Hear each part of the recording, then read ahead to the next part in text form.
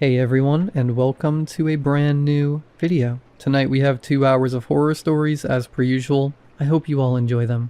If you do, please be sure to drop a like rating. Liking the video helps out so much, and it only takes just a quick second.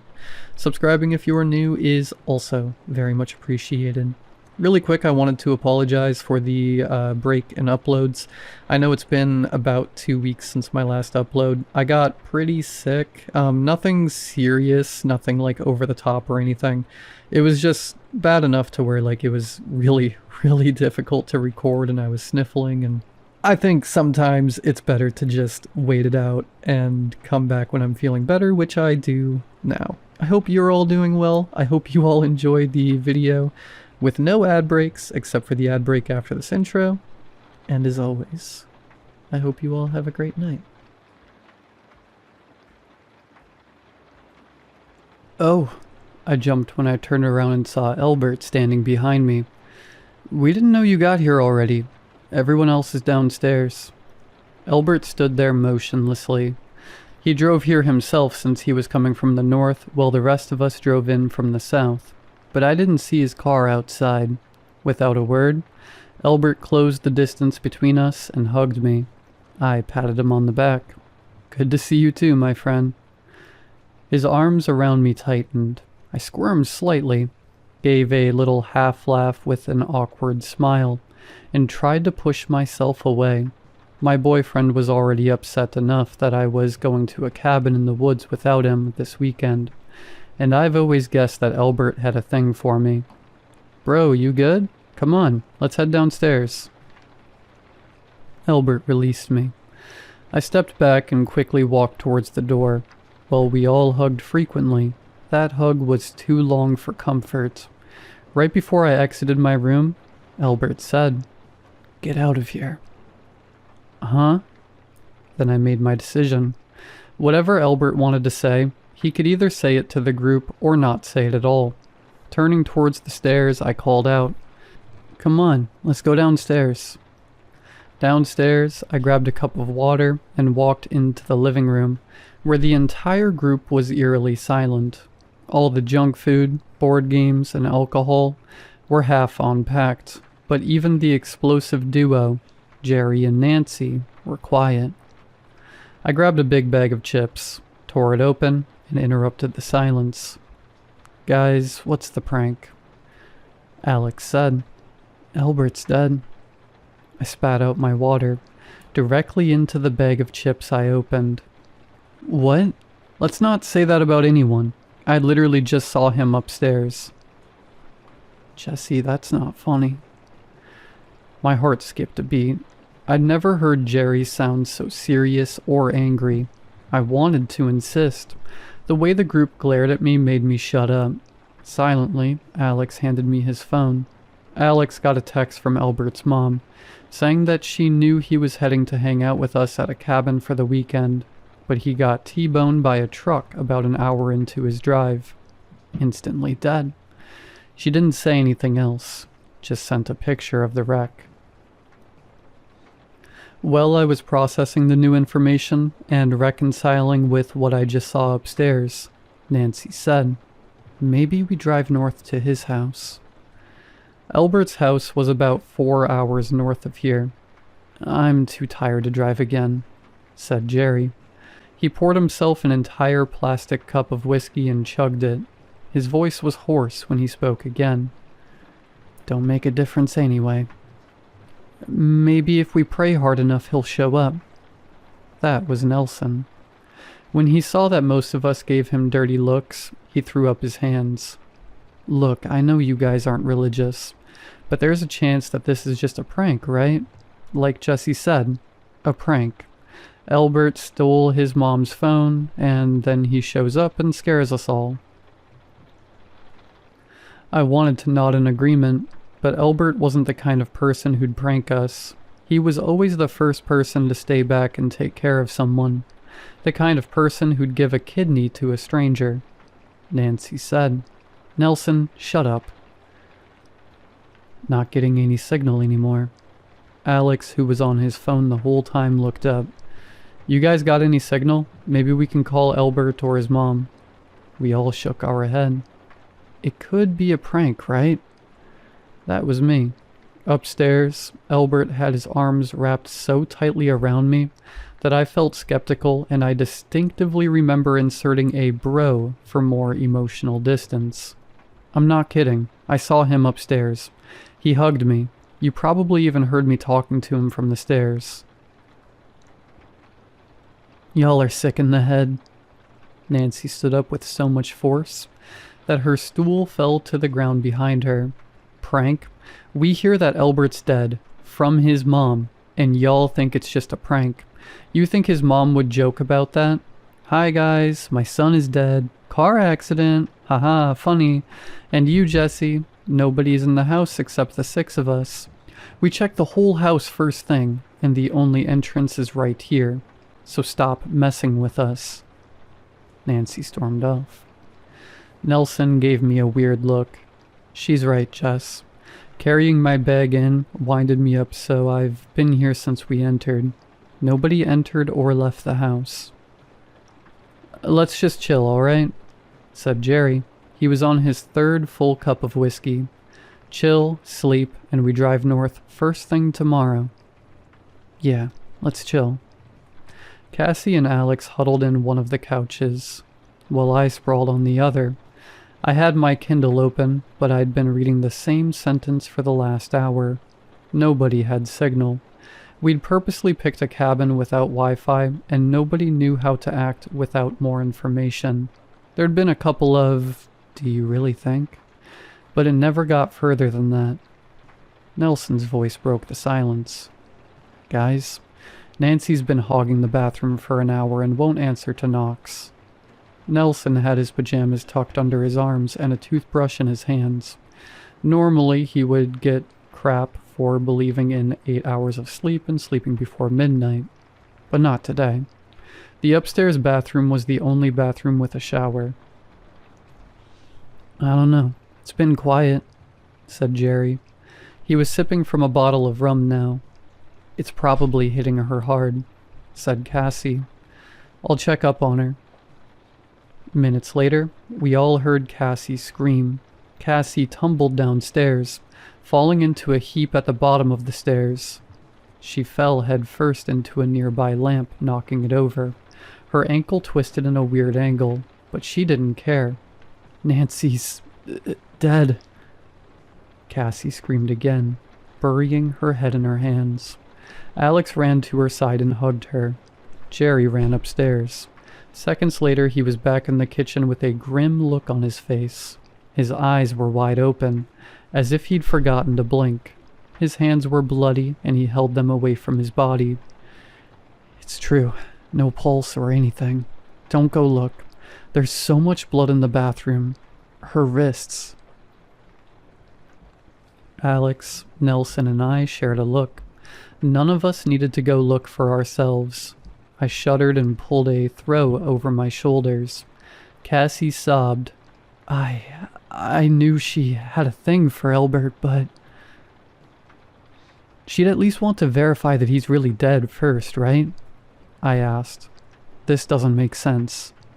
Alex glared at me. You still don't believe Albert's dead? Saw him upstairs? Seeing Nancy downstairs now? Jerry spoke loudly.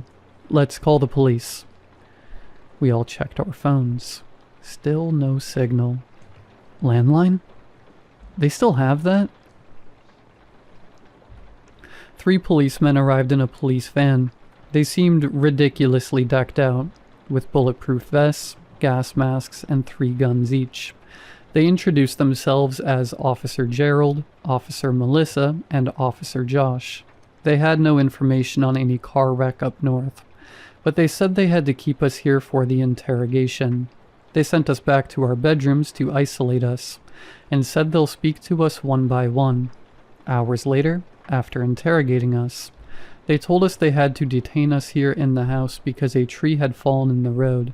The bathroom upstairs, where Nancy took her own life, was sealed off, but the bathroom downstairs and everywhere else in the house was ours to use. That night, I heard knocking on one of the walls of my bedroom. I focused and realized that it was tapping out Morse code. Right, Jerry had the room next to mine.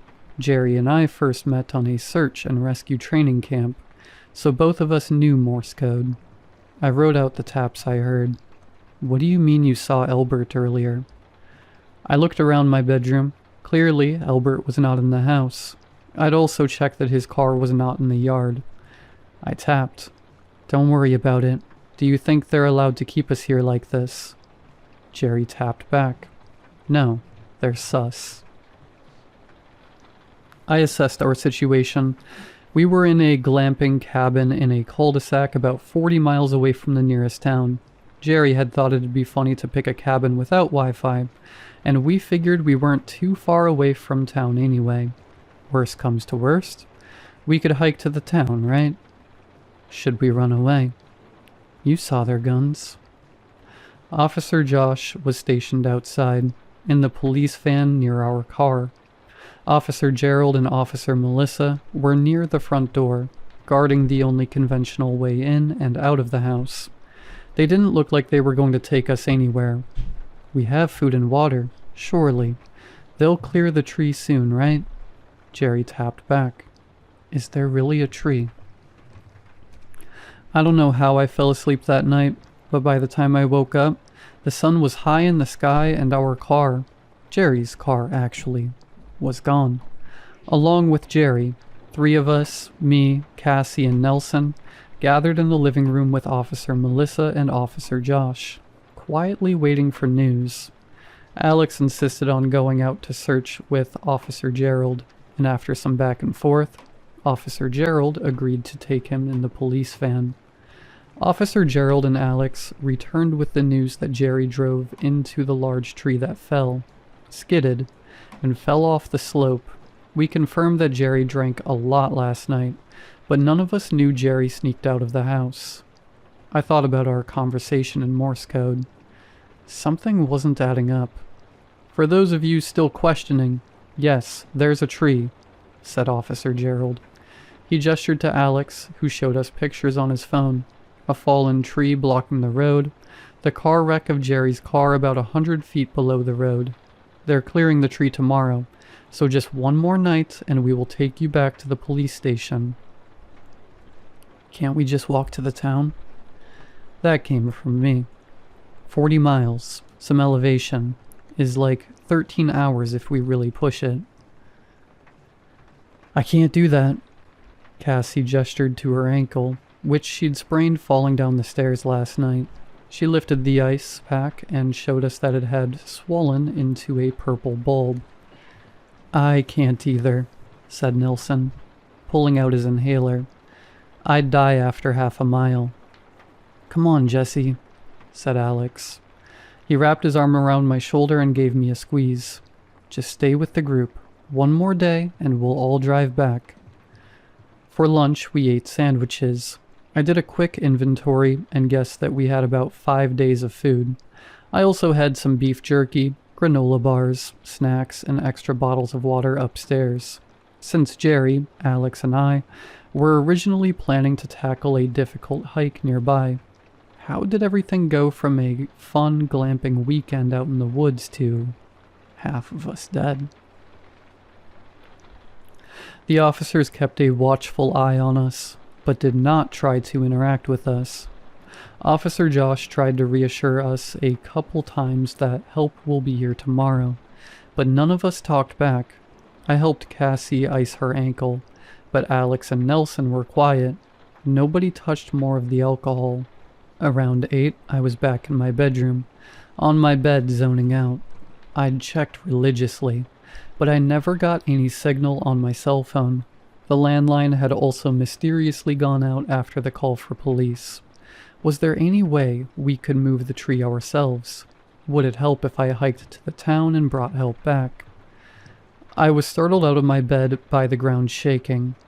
The floor of my bedroom pulsed as if something was hitting the ceiling of the room under me. I remembered a prank we used to play on each other when Jerry's room was right below Nelson's room in the dorms. We'd bang on the ceiling with a broomstick, until Nelson stormed downstairs to yell at us. I still remember Nelson yelling about his 8 hours of sleep. I left my room, shivering as the bathroom with the yellow police tape came into view, and hurried downstairs. I could see Gerald and Melissa smoking on the other side of the front door, but Cassie, Alex, and Nelson were not in the living room. Even now, I could hear the banging from the kitchen. Rolling my eyes, I headed over and flipped on the kitchen light, hoping to catch the culprit in action. "Yo, what are you doing?" I screamed. Nelson's body flopped on the floor, but judging by the amount of blood and brain splattered, it was obvious that his head had been mashed against the ceiling. Something had lifted Nelson's body all the way up to the 10-feet ceiling and banged his head against the ceiling multiple times. No human could have committed that murder. Even the police didn't try to question us. "Something's wrong with this house." It was Cassie who spoke first. Alex had his arms around her, and she was visibly shaking. "We have to get out of here immediately." "The tree," said Officer Gerald, now that he was done smoking. His gas mask with night vision goggles was back on his face. His fingers were white around the handle of his rifle. He gestured to all of us. "We can hike the road to town." "I'd do it," I immediately said. I glanced at the clock. 1 a.m. "I'll take my bag and walk to town, starting right now." "Jesse," Alex snapped at me.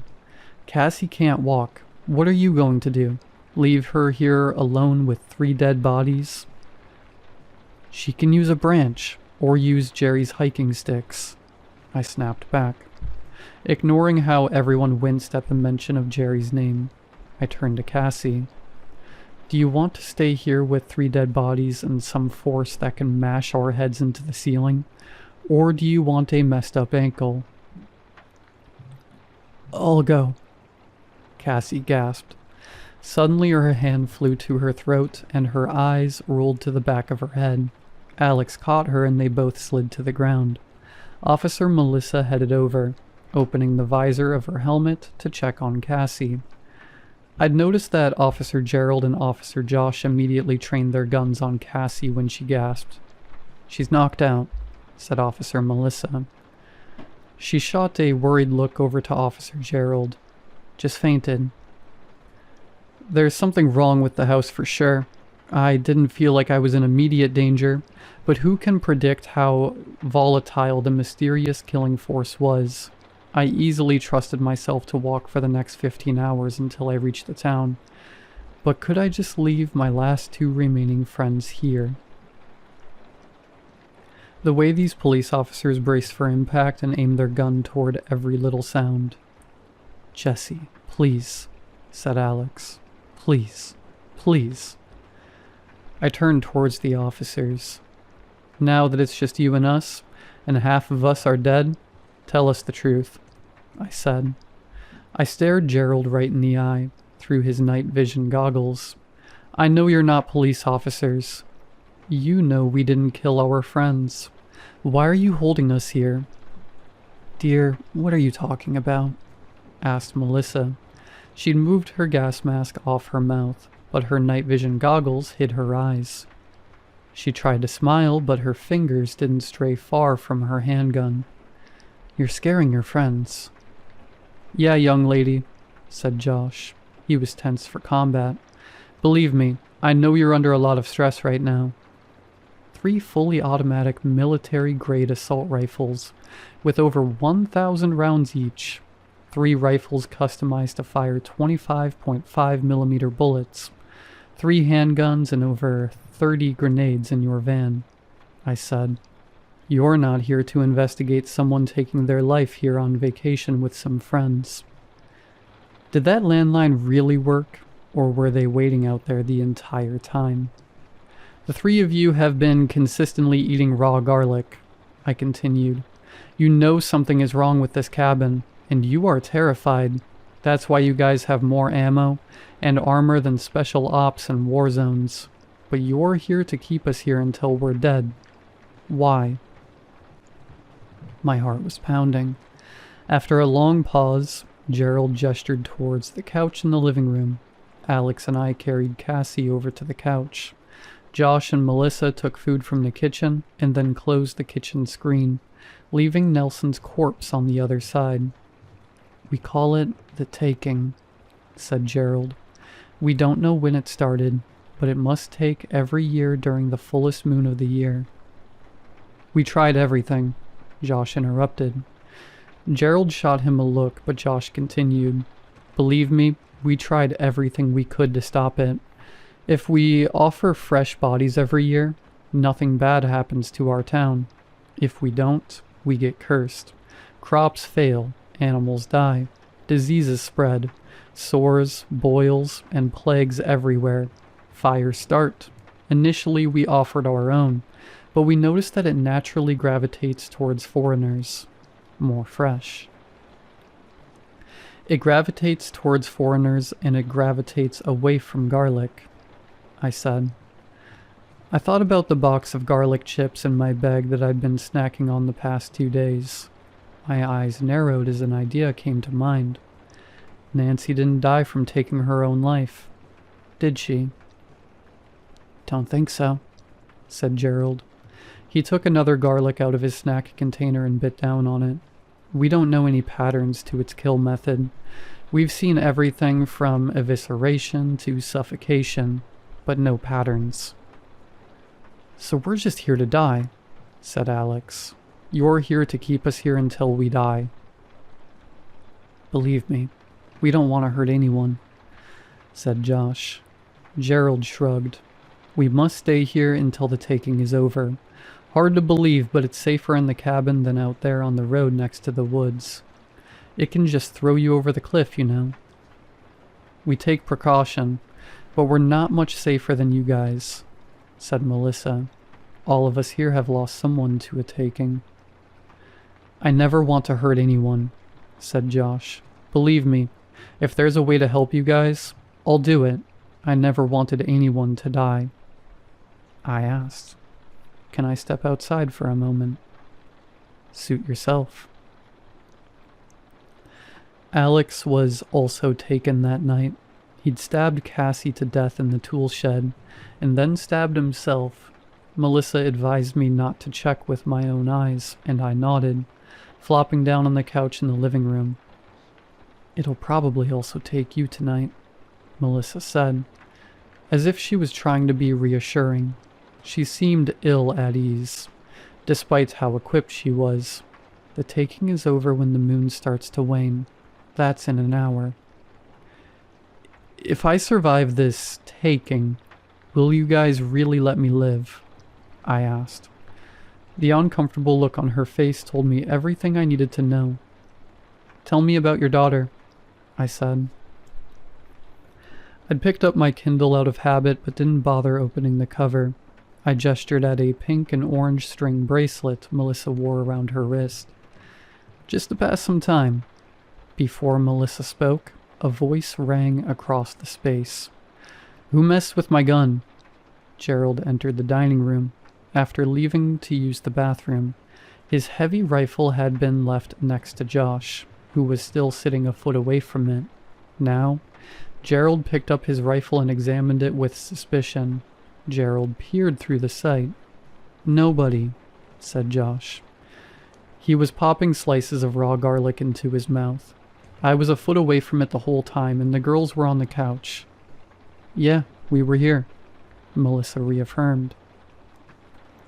Gerald shouldered his rifle, playfully aimed it at us, and hollered at Melissa. "Babe, don't get too attached. She's going to die soon." Melissa gave me a smile, then stood up to walk over to Gerald. Her heavy equipment rattled as she moved, and she warily scanned the room. Nancy was made to take her own life. Jerry crashed into the tree. Or maybe that was a legit accident. Nelson got his head rammed into the ceiling. Alex and Cassie died by a knife.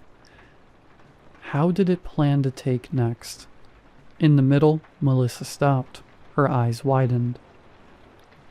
All around her, the floorboards started to pop off, showing the foundation of the house in full view, a mess of wires, cement, and tree roots.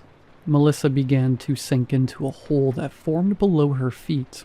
She reached for her handgun, fumbled, and then screamed as she accidentally shot herself. She sank deeper into the hole that opened up. Gerald rushed towards her, but Josh held him back. "It's already chosen. You can't stop it." "What did you do?" Gerald spat at me. His eyes almost bulged out of their sockets. "You witch. You witch. How did you make it take Melissa instead of you?" Melissa screamed louder. Half her body was out of view now, and something was happening to her under the floorboards. She shot wildly, probably shooting her own legs more than she was shooting anything else. A sharp branch emerged and cracked open Melissa's body, finally silencing her after it pierced through her mouth. Gerald spoke free from Josh. He rushed towards me and punched me in the face. Then he slung his rifle over to aim it at me. I held up my hands as he pressed into my space. I could perhaps trick an ancient entity into taking a local instead of me, but there was no way I could convince Gerald to not shoot me out of vengeance. He leveled the barrel of his gun to my forehead. "Wait," I tried to stall. My cheeks were swelling from his punch. "You want to know how I tricked the entity, right?" I lifted my fingers to the collar of my shirt. Slowly as I could, I began to unbutton my shirt. There was a layer of filth under my shirt, garlic chips and piss mixed with local dirt, a repugnant mixture that I smeared all over myself when I asked to go outside earlier. I was probably going to get some skin infections, but it made me too dirty for the entity. "You said it preferred foreigners because foreigners were fresher." I also learned something else. I fibbed. My mind raced. I learned other things too. Many things. Really unbelievable things. Things that can maybe help you in your town in the future. I figured out... "You know what?" said Gerald. "Screw you." He pulled the trigger. There was a loud bang. The smell of gunpowder filled the room. Gore splattered all over me. I took several steps back. My hand flew to my forehead, but I was not the one who was shot. Gerald began to fall, shock clearly evident in what was left of his eyes. The rifle, smoking from the malfunction, fell from his hand. Gerald made a last-ditch effort, turned towards Melissa's body, but his body slumped to the ground before he moved a foot. I heard clicks. Josh's voice was a whisper. Beads of sweat ran in streams down his face. I heard some clicks come from Jer's gun when he was going to the bathroom and told me to watch his gun, but when I looked up, I saw nobody. In the smoke of the gun, a form began to take shape. Albert was right before me. No one was alive to believe that I was, once again, seeing Albert. I ran over to him, but unlike last time, he was not solid. My gesture merely disturbed the smoke that formed his body, and my arms passed right through him when I tried to hug him. Albert lifted a hand, as if to run it down my face, then vanished. There was a faint trace of smile on his face. The malfunctioned gun stopped smoking.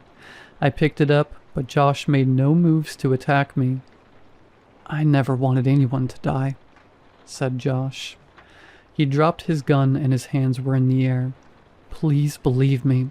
It took my parents when I was a kid, but I have kids now. I have 3 kids and a wife." I said coldly, "Let me go." "Yeah, go. The road will unblock itself after the taking. Look, I never wanted anyone to die. Please believe me. I never wanted to hurt anyone." I looked outside. The sun was starting to crawl from behind the horizon, and the moon was waning. The taking, whatever it was over. The filth was starting to make my skin itchy. I thought about how Nancy's rotting corpse occupied the only bathroom with a shower. Should I take a shower first? Or should I just get the hell out of here?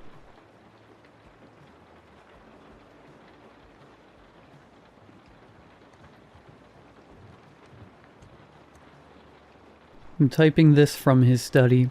The Wi-Fi cuts every 10 minutes, and I don't know if this will post. If you're reading this, I need you to know my name and where I am, in case I don't make it out tonight. His name is Mark. Dating app, 2 years ago. I was in Brooklyn. He was somewhere in the French countryside west of Paris. Sunset over a stone wall in his profile pic. Glass of wine and... I don't know. There was something lonely about him. I recognized it. I swiped right. He messaged first. We FaceTimed every night for 2 years. Every single night. Copper pots behind him. Dusk through the kitchen window. He looked like an ad for the life I wanted. He'd remember things I mentioned once. At 11 p.m. on a Tuesday. And bring them up weeks later with the date memorized. I thought that meant he loved me. I need to tell you about me so you understand why he chose me. I'm 28, half Cape Verdean, half American. Grew up behind a wall in Riyadh. 30 identical houses, 30 identical lawns. Boarding school in Geneva at 13. College in New York. I speak 3 languages and none of them sound like me. My whole life I've been whoever the room needed. The closeted kid in Saudi. The fluent fraud in Geneva. The guy eating cereal for dinner in an apartment he can't afford. Alone. Mark saw through all of it, or I thought he did. He'd say, "Tell me something nobody knows," and then just sit there on the screen, not reacting, not performing back to me, and I'd end up telling him things I'd never said out loud. About my father, about David, the boy I loved at 16 who I couldn't tell anyone about because of where we lived. About how I set an alarm at 6 and hit snooze until 7:30 because the sound of the alarm is the only proof that a new day started. Stupid things. Real things. 2 years of this. 15 days together in person total. Then I gave up my apartment. Packed 12 boxes and flew to France. He picked me up at Charles de Gaulle. When I came through arrivals and saw him standing by that battered Peugeot, I walked fast, not a run. My bag was heavy and my legs were shaking. He met me halfway, pulled me in. One of those hugs where your whole body goes quiet for a second. I pressed my face into his neck and he smelled like coffee and wool, and I just stood there breathing him in while taxis honked behind us. He said, "Taste law." And I said, "I almost didn't get on the plane." And he said, "But you did." He kissed me. Hard. Hands on my jaw. On a late night call 2 years ago, I described my perfect first kiss. This was it. Exactly. The drive was an hour west of Paris. The A13, then smaller roads, then smaller ones. At some point the GPS died. Signal lost. Route calculation unavailable. Mark said he didn't need it. He knew the way. I checked my phone. No signal. The dashboard clock said 2:47. My phone said 4:12. Nearly 90 minutes difference. I figured the phone lost its time sync. The road narrowed. Trees pressing in on both sides, branches scraping the mirrors. The light went gray-green, filtered through canopy too thick for July. Then the village appeared.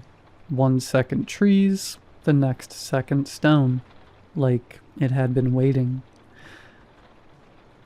Rapilli, 60 buildings, maybe 70. Dark granite, half-timbered facades, slate roofs. Flower boxes on every window. Every flower the exact same shade of pink. A fountain, a church tower, mist in the lanes. It was beautiful. It was silent, not quiet, nothing.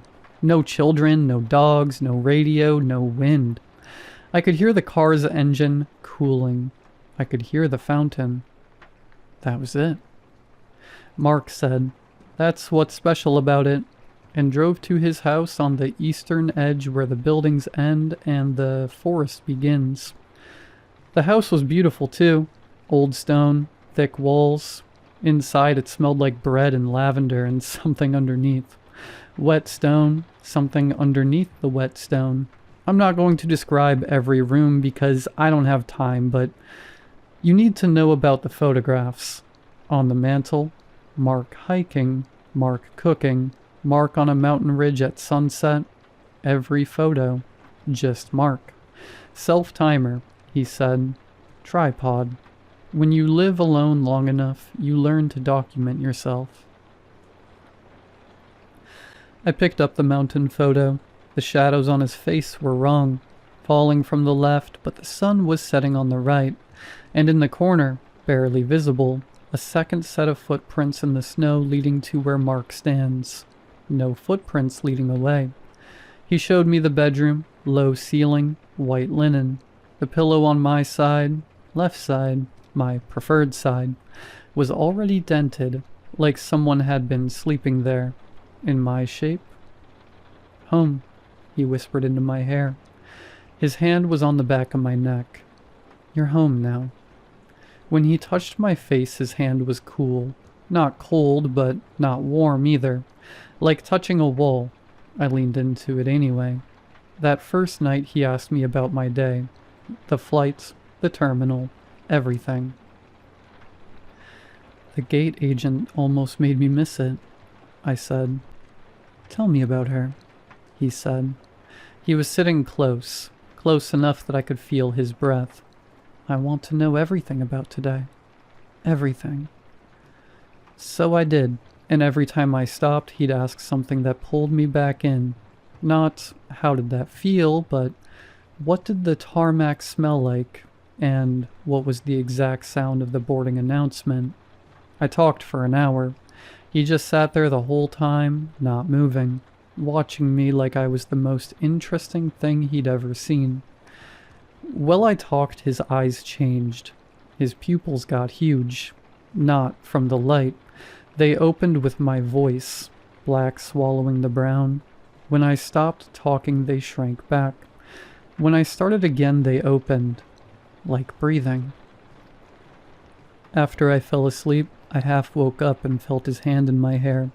Same strokes, same pressure, over and over, exactly the same each time.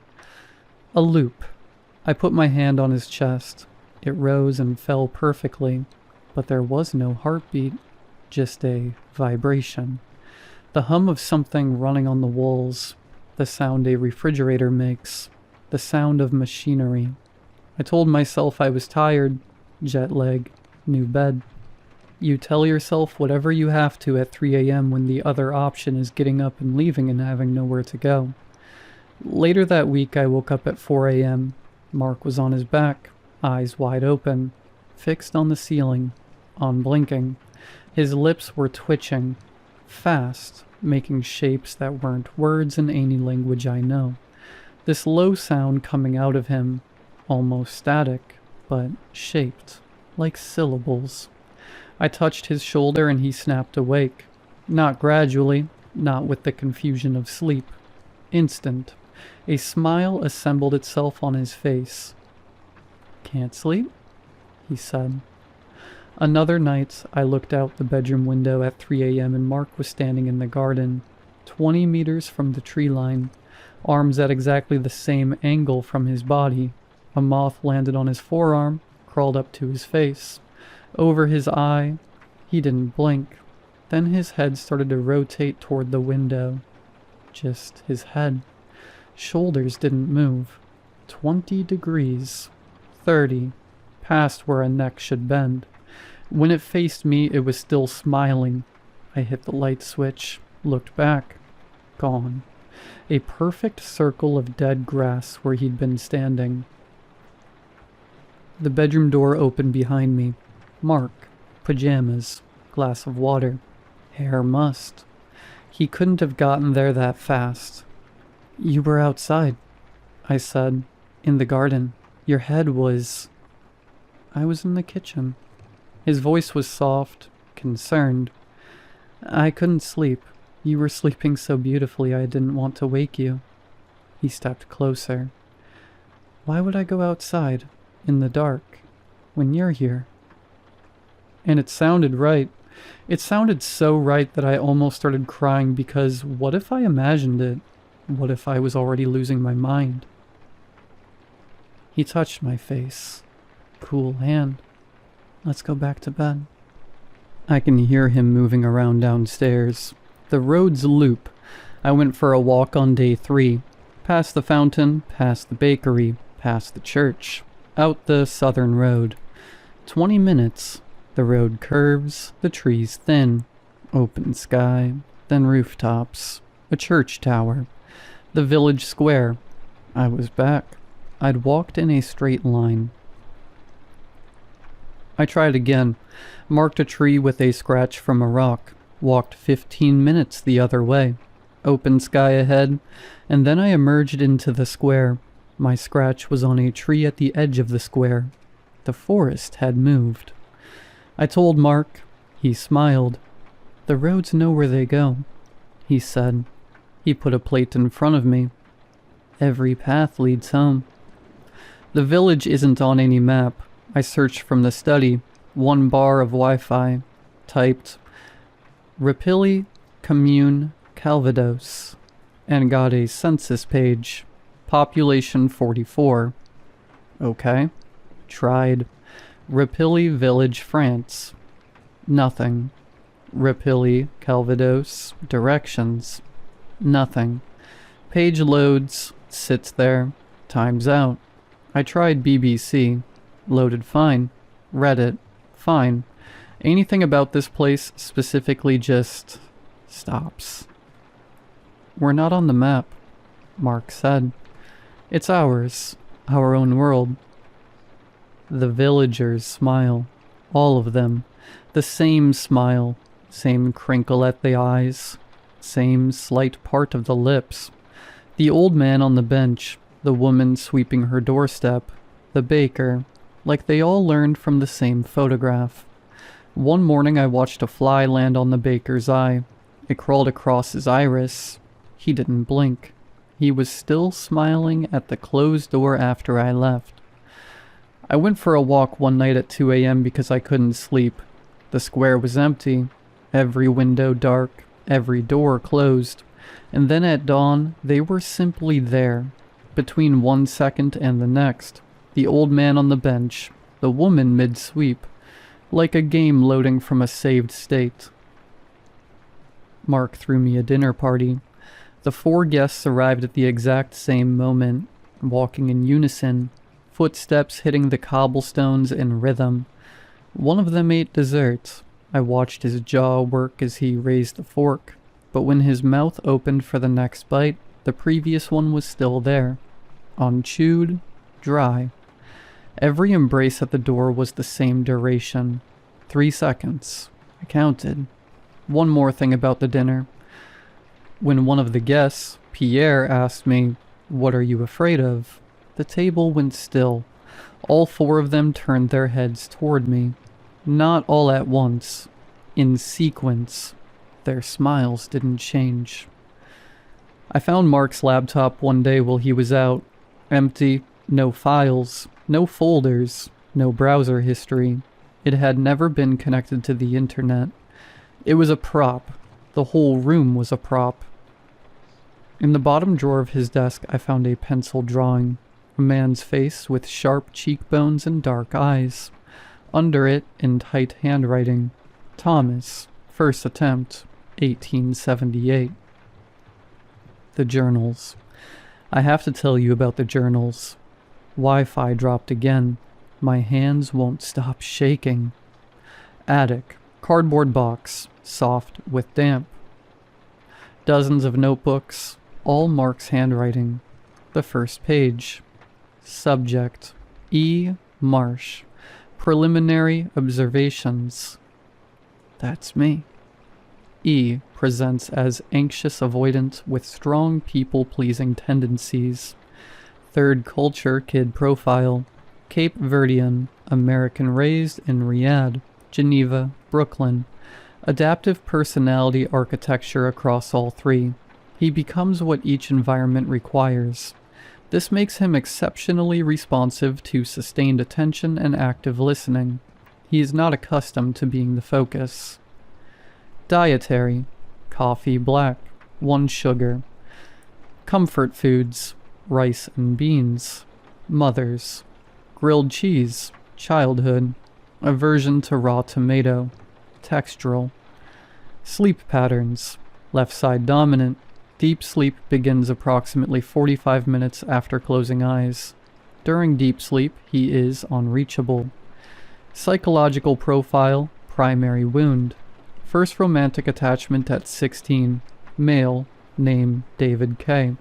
Relationship concealed due to environment, Riyadh.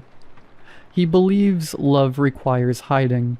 He will tolerate extraordinary dysfunction in exchange for the feeling of being fully known. Leverage point. Attraction profile. Responsive to competence, domesticity, and focused attention. Physical type. Broader build. Dark features. Manual confidence. Note. Deep body shame. Will interpret physical acceptance as proof of love. Exploit. The notes go back years, before we matched, before we ever spoke. Printed screenshots of my Instagram annotated in red ink. My walking route time-stamped. He knew my coffee order, my thread count. He ordered the lavender soap from Bayou because I mentioned once at 11:22 p.m. on November 14th that I liked lavender. Every single detail I thought I was sharing for the first time, he already had in a notebook. He didn't remember because he loved me. He remembered because he was studying me. Every FaceTime call was data collection, and I just sat there in my underwear in my unmade bed, giving him everything because nobody had ever bothered to ask. I broke into the basement that night. The padlock was new, brass against ancient wood. 3 strikes with a hammer wrapped in a towel. Stone steps, narrow. The air changed with each step down. Got thick, warm, body temperature warm. It tasted like iron and dirt and something sweet I didn't want to think about. The basement is larger than the house above it. The beams aren't wood. They branch and join like roots, like veins. When I pressed my hand against one, it was warm, moving, barely. On the far wall, carvings, older than the house by millennia, humanoid figures, surrounding a central image, a large circle containing a smaller circle, tendrils extending in every direction. Below in crude Latin, Ne Kibum Tuam Amet. I typed it into my phone's translation app. It gave me 2 options. Do not love your food, or do not let your food love you. Against the wall, belongings. 42 collections. Suitcases, backpacks, trunks, each tagged with a handwritten label. Emile Garnier, 1834 through 1851. Thomas Hargreaves, 1878 through 1891. Sophia Johansson, 1912 through 1923. Marie Claire Beaumont, 1952 through 1964. Colette Favre, 1971 through 1983. Yuki Tanaka, 2003 through 2009. Kareem Osman, 2022 through 2024.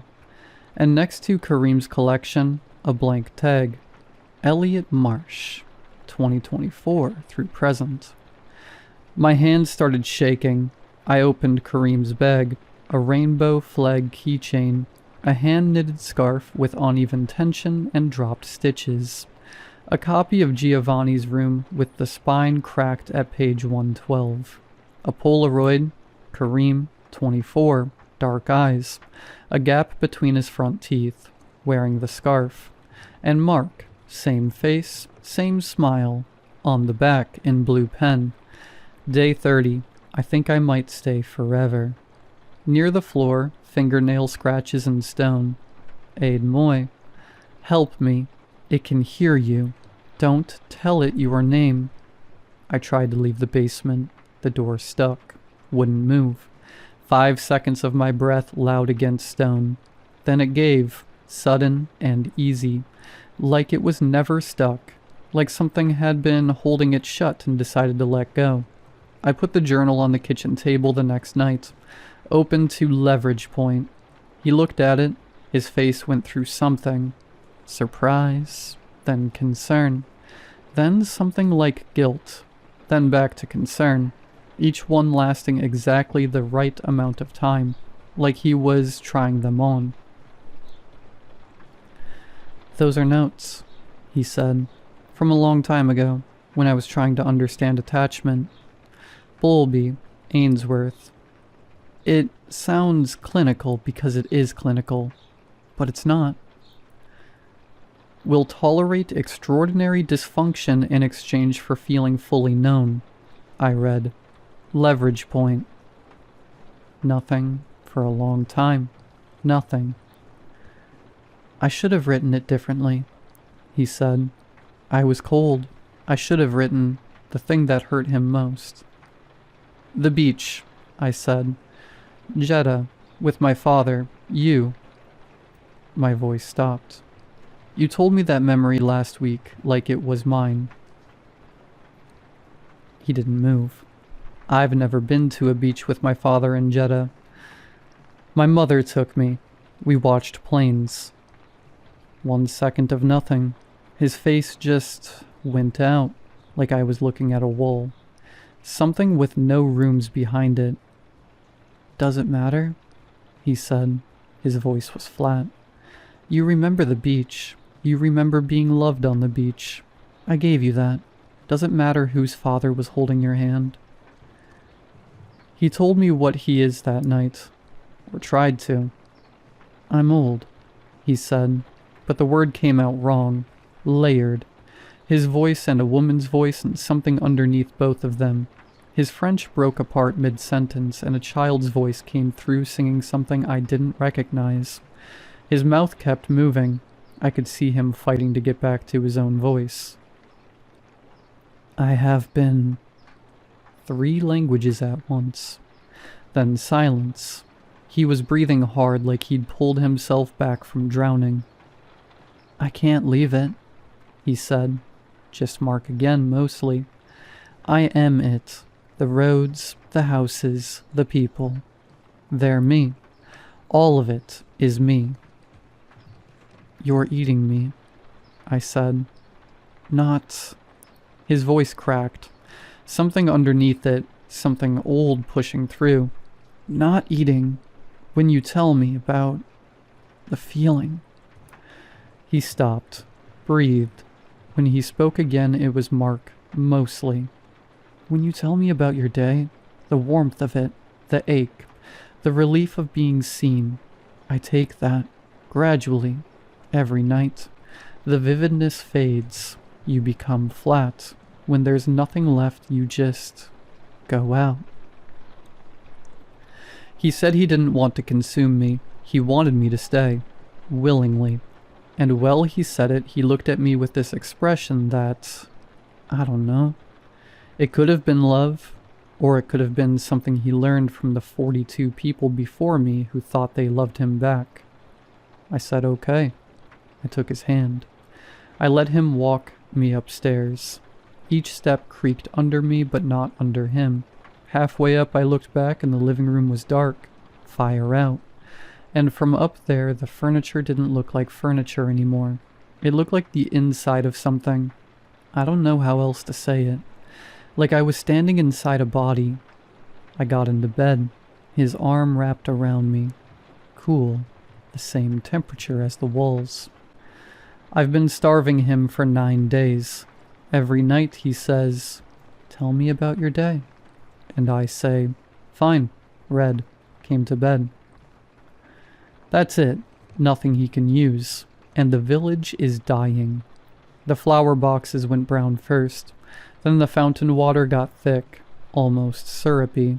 The baker's smile is stuck now, one corner lifting and falling and lifting, like a broken GIF. Henry has been sitting in his truck for 3 days. Engine catches, idles, cuts out, catches again. A spider built a web between his wrist and the steering column, and he hasn't moved to break it. The old man on the bench closed his eyes 2 days ago.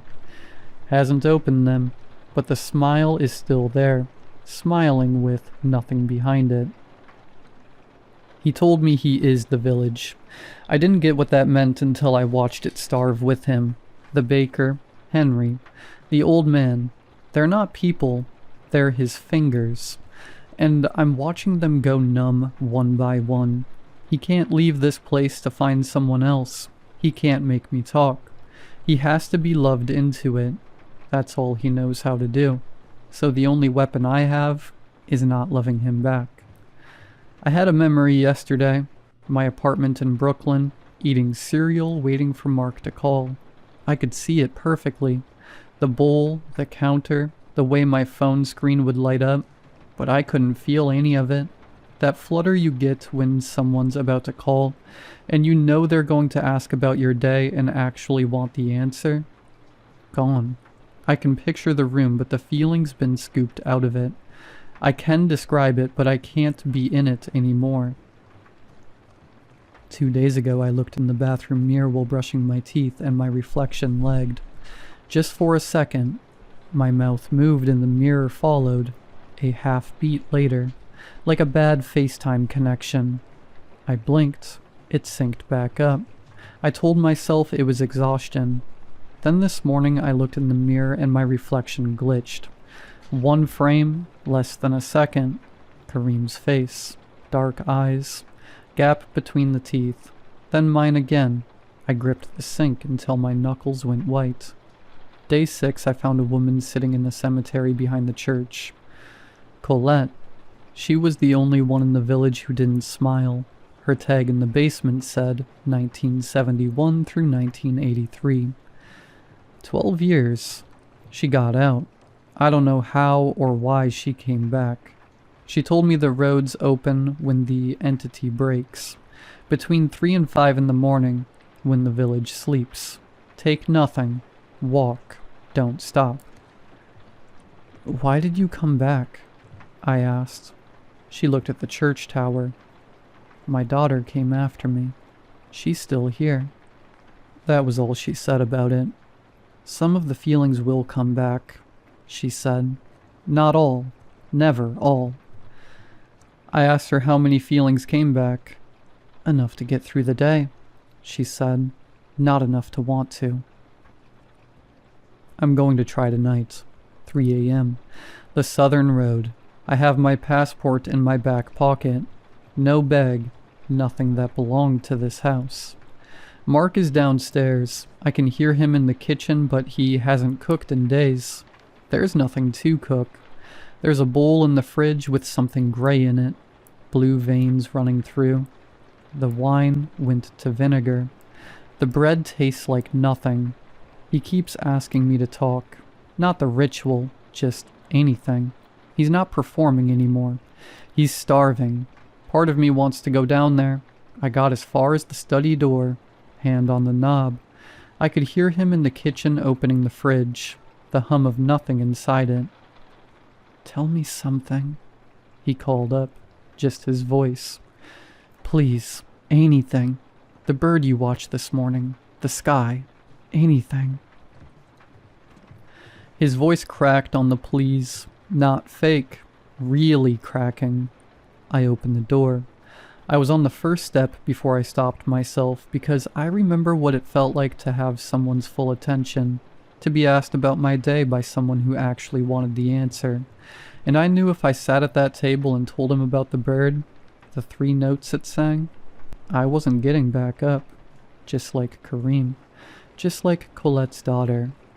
I went back to the study, closed the door. Downstairs, Mark stopped moving. I know it was fake. I know he's been doing this for 200 years, but my body doesn't care.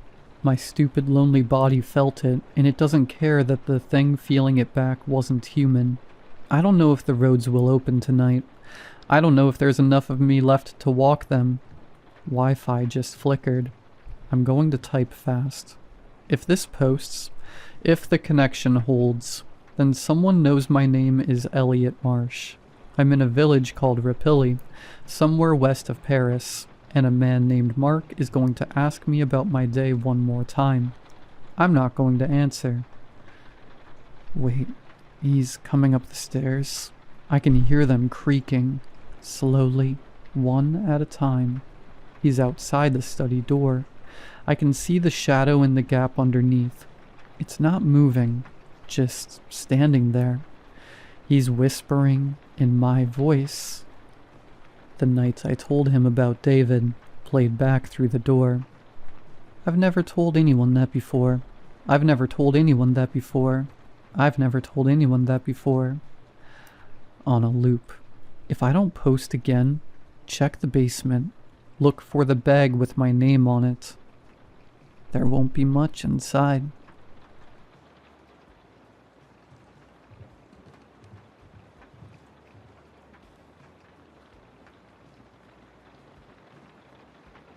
The police sirens were loud enough to wake the entire neighborhood. I heard them before I even opened my eyes. The overlapping echoes kept getting closer. My mom and dad were already out of bed by the time I stepped into the hallway. My sister right behind me. We all went outside together and saw that nearly every neighbor was doing the same thing, drawn down the sidewalk toward a cluster of flashing red and blue lights. As we got closer, I realized all of it was happening in front of the Dreadmore house. The house had been abandoned for as long as I could remember. The boarded windows, the sagging porch, the stories people told about it being haunted. Crime tape stretched across the yard as officers moved in and out.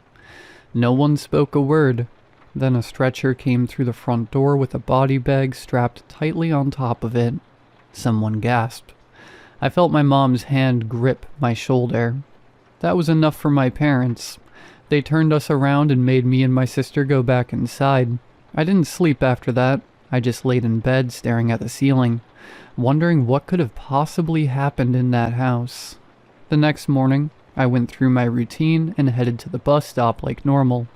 I was standing there when I heard my name being shouted. I turned and saw my best friend Joshua running toward me along with Damien, who was right behind him. They were both out of breath, talking over each other so fast I couldn't understand a word. I told them to slow down. Joshua finally blurted it out. "Nick's dad is dead." I stared at him, waiting for him to laugh or take it back. When he didn't, I asked him to say it again. He did, but louder this time. Damien jumped in, explaining that someone had called the police the night before about screams coming from the Dreadmore house. Nick's dad, who was already working patrol, had gone inside to check it out. According to rumors, he just died. No explanation or struggle. He just collapsed. The bus showed up before any of us could say anything else, and when we stepped on, we noticed Nick wasn't on it. He wasn't at school either. Days passed, then weeks eventually. Missing person flyers with Nick's face started appearing on light poles, strip malls, bus stops, just about everywhere you can think of. I saw his mom out there almost every day, stapling them up for hours. Police cars even started stopping by her house regularly. One night I overheard my mom telling my dad that Nick's mom had started showing up to work drunk and getting sent home early. Then came the night that started it all. I couldn't sleep, so I got out of bed and pulled my telescope toward the window, aiming it at the moon like I'd done 100 times before. But when I opened the curtains, I noticed movement on the street. I adjusted the lens and felt my chest tighten. It was Nick's mom. She was walking slowly like she wasn't fully awake. I followed her with the telescope as she moved down the block. She was heading straight for the Dreadmore house. I watched as she reached the porch and lifted her hand toward the doorknob. Then she stopped for a second. Everything was still. Then her head turned slowly. Too slowly. She looked straight at my window. My breath caught in my throat as I adjusted the focus. Her face filled the lens, and her skin was pale in a way that didn't look human anymore. It was stretched tight like all the blood had been drained out of it. Her eyes were the worst part, though, as they sunk deep into her face, completely black, not reflecting a single trace of light. She just stared with her mouth hung slightly open, as if she was trying to remember how to speak. I dropped the telescope and stumbled backward, screaming. My parents came rushing into my room, my mom flipping on the lights while my dad stood in the doorway, already annoyed. "What's going on?" my mom asked. "Why are you screaming?" I was shaking as I tried to explain, words tumbling over each other. I told them about the telescope, about Nick's mom and her face, the way she looked right at me. My dad sighed before I even finished. "You were half asleep," he said. "You probably dreamed it." "I wasn't asleep," I said. "I was wide awake. I saw her." My mom exchanged a look with him. "You've been hearing a lot of scary things lately," she said gently. "With Nick and his dad, your mind is filling in gaps." "I know what I saw," I said, my voice cracking. "That's enough," my dad said. "Go back to bed." The light flicked off and they left. I lay there in the dark, wishing I hadn't looked through that telescope at all. The next day, I went to Joshua's house and told him and Damien everything. We sat on the floor in his room with the door shut, like we were planning something illegal.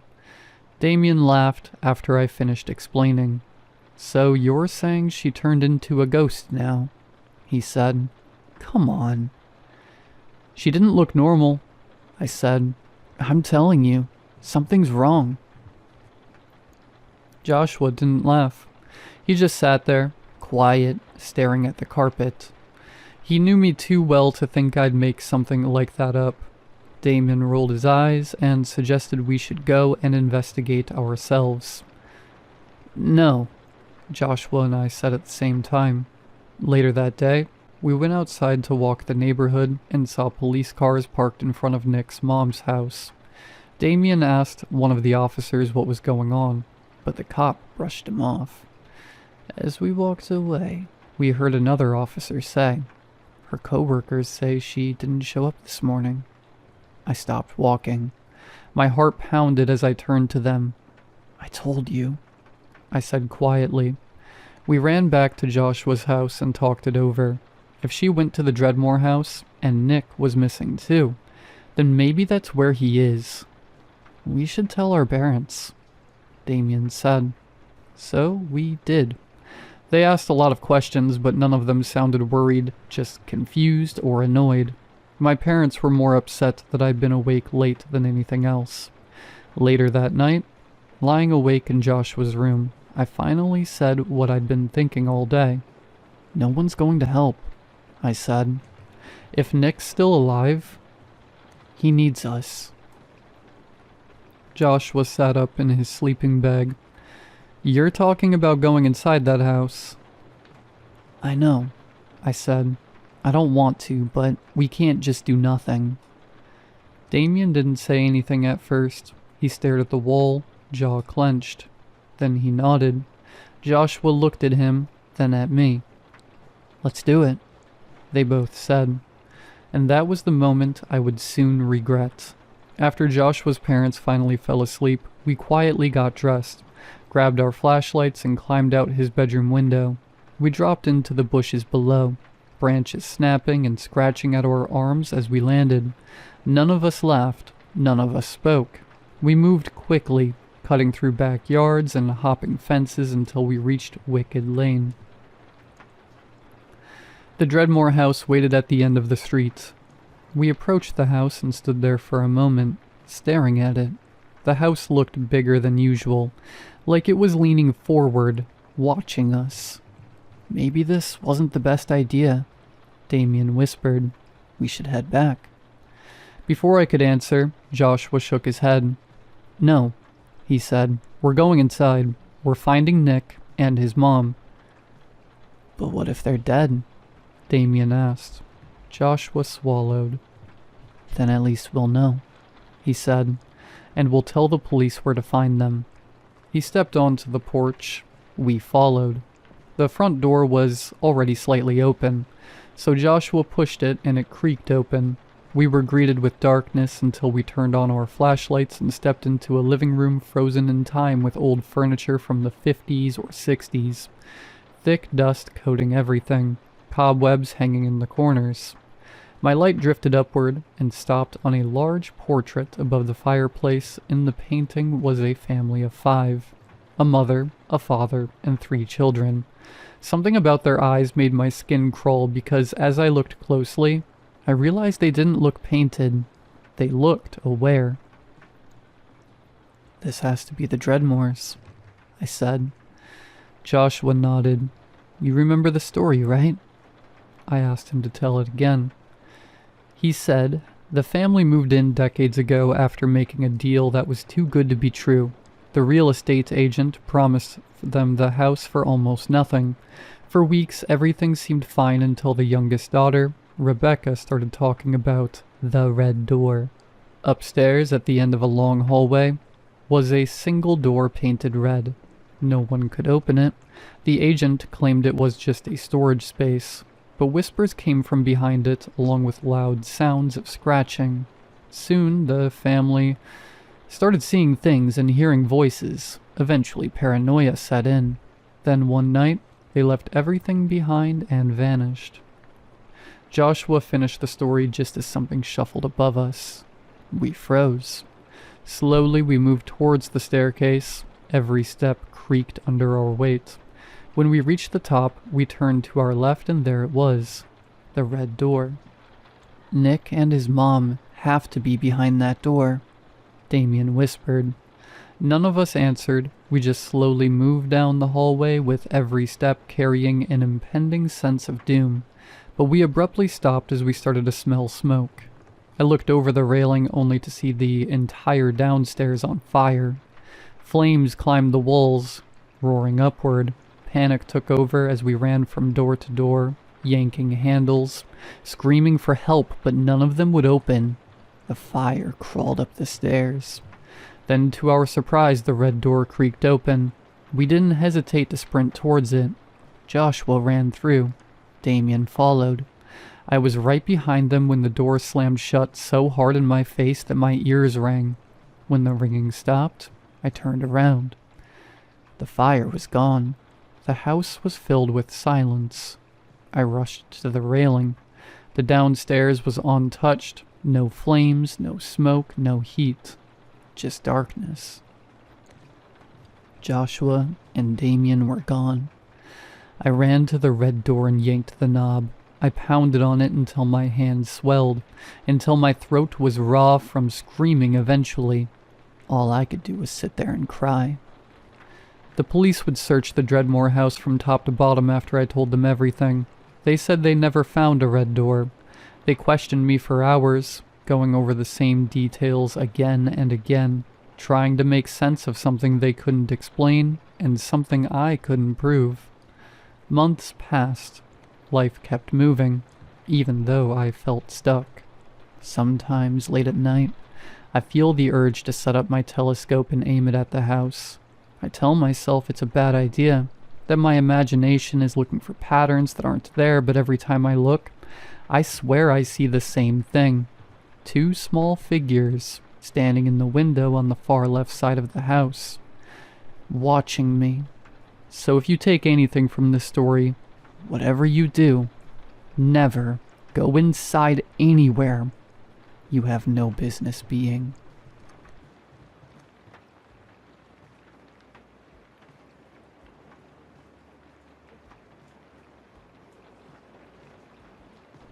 My wife Amelia and I met in high school. She was the popular, bubbly girl that everybody loved, and I was lucky to have anyone even give me a second glance. I honestly don't know how the hell I pulled it off, but after a chance encounter in the library, we became inseparable. Fast forward 4 years and we were married, ready to take on anything the world could throw at us together. At least, that's what the plan was. Ami was at the ripe old age of 24 when she began to experience severe headaches and frequent nosebleeds. When we got the news, I felt as though we had both been given the 8-month prognosis. I'll never forget the tears and sobbing, the cries of anguish that resounded through the doctor's office. That had all been from me. Amelia sat quietly, a faraway look in her green eyes. I took off extended time from work and dedicated my hours to Ami, whether she was in the hospital or at home with me and her family, as she became more and more withered. I wouldn't help but to notice the looks her father and sister would give me. It was as though they blamed me somehow for their daughter's condition. The venom in their eyes seemed to hiss. It should have been you. One night as Ami and I lay together in bed, the insignificant voices droning from the TV, she began to ask me about something we had never discussed before. In all our years together, do you think we go on in the afterlife? The question hit me like a brick wall. I had never been religious, but what was I supposed to say to the love of my life, who was facing her own fading mortality? Of course, baby, without a doubt in my mind. Your light is too bright to ever go out. I believe that it'll shine forever. She had looked into my eyes after that, as if examining me for dishonesty. Thankfully, she did not detect it. Good. I'll be waiting for you. I'm sure it'll feel just like a few seconds or so. Time and suffering won't exist anymore. I should have let the conversation end, but playing up my lie even more, I said, I want you to send me a sign, Ami. Send me a signal of some sort that you're thriving. Whether it's that old Madonna song you like, or a canary out on the porch, singing its heart out. Anything. Anything so that I can think of you. Amelia had wound herself even tighter into me at that point, a sad smile on her face. I will. The doctors hadn't been quite right with their grim prediction. Amelia persisted for almost 10 months before that light of hers finally faded. I'm ashamed to say that, though I tried my damnedest to speak at her funeral, I broke down and couldn't do it. I was forced to sit and watch with red eyes as her family and friends told wonderful stories about the love of my life. My best friend, and I, her husband, had nothing to offer the congregation. Time seemed to slow down after she left me. My performance at work dipped. I began avoiding my own friends even more, and I picked up the bottle. There seemed to be a hole, deep and hollow, a black chasm that had formed deep within me, and it would never, ever be filled again. The first sign came 2 months after she had passed. I was sitting on my porch, drifting into sleep, the glass of whiskey in my hand slowly sliding out. There was a quick movement, and I jerked back to full consciousness. A white cat had darted out of nowhere, and was now sitting at the bottom step of my porch. I had a mind to shoo it away, but somehow my booze-addled brain was still able to recall the conversation that Ami and I had had all those eons ago. I sat forward, hardly believing it. The cat merely looked up at me with green eyes, and I could swear that it looked as though she was smiling. I began to smile myself, tears forming in my eyes. Then there was more movement. 2 coyotes sprung forward, faster than the cat had a chance to react. I, myself, fell to my knees, clumsily reaching out for her, but she had no chance. The 2 haggard animals ripped her apart. A flurry of white fur and red blood stabbed into my eyes and heart. The brief feeling of happiness that I had been snuffed out. One of the coyotes looked up at me, and this time there was no doubt. It was smiling. 2 weeks later, I had my old radio plugged in, listening to sad music. Yes, I have a phone and YouTube, but listening to the radio had always been something Ami and I had done. Going back to high school, I was again nearly asleep when I could hear Madonna's seductive voice over the airwaves. I could feel a sort of relief, though my cynicism wouldn't allow me to believe that this was actually my wife. It's just the radio. How many Madonna songs are played a day? I closed my eyes tight and turned over. But then suddenly there was a terrible static sound blaring from the radio. And amongst that static, what sounded like screams. Screams the likes of which I have never heard before, born from some place that should not exist. I sat up in bed, glancing at the old unit, but now there was only Madonna, singing a Spanish lullaby. I had to have been losing it. Either the liquor or the sadness it was supposed to be killing were finally getting to me. I had to do better for myself. For Amelia, I unplugged the radio, staggered down to the kitchen and poured out every single bottle of alcohol and can of beer in my kitchen. I had had enough. Ami wouldn't have wanted me to live like this, even if I didn't believe she was still out there somewhere, waiting for me. I went back to work with a new haircut, shave, and mindset. I was going to get back on track. My boss even complimented me during my shift, as I took phone calls from potential clients. I felt a lot better than I had in recent memory. 2 hours into my shift, I popped open a snack and drank some water to hydrate myself. As I answered my next call, I spat the water out as the low, scratchy voice whispered to me, "Life is terrible, but death is endless, my love." The voice wasn't Ami's. I fell over backwards in my chair, kicking over my keyboard and unplugging my headphones. I jumped up and looked at my phone, but the call had ended. There was no record of it when I attempted to do a redial. I've since bought more alcohol. Hell, even more than I had before. Whether I'm sitting on my porch, driving home, or even laying in a ball in my bed, I can't help but to notice the inherent cruelty in life, seemingly magnified twofold. But I asked for this. I did ask her to send me a sign, after all.